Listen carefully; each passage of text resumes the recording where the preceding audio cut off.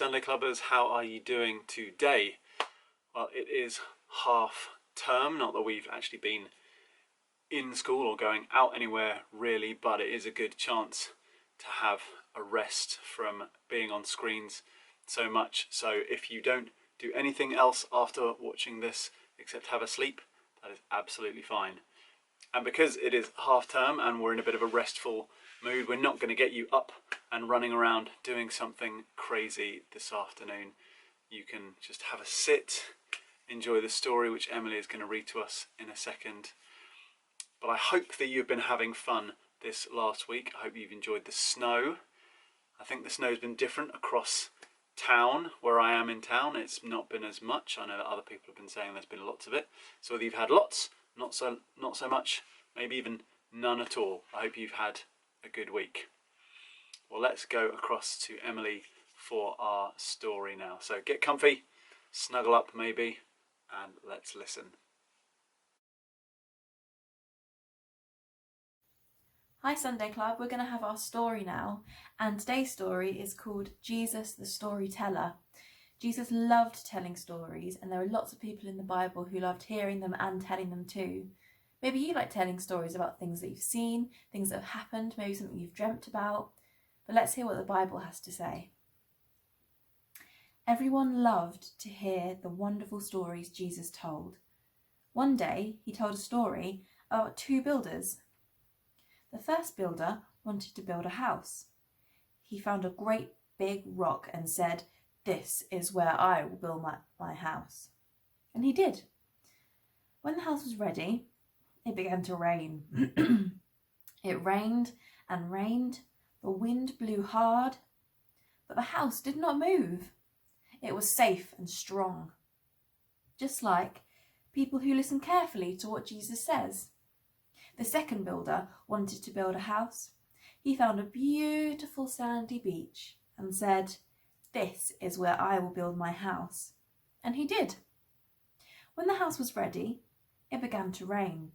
It rained and rained. The wind blew hard. And do you know what happened? The house fell down. I love stories. Do you like stories? What's your favourite story? Is it a Bible story? Is it a story about superheroes and supervillains? Is it a story about dragons and other mythical creatures? Maybe it's a story about something that happened in the real world.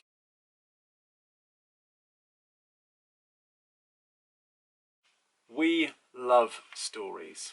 Maybe not you personally, but people love stories in general. We've got loads of different ways of telling stories. It could be writing it down and reading it. It could be a story like a film. It could be in a comic strip.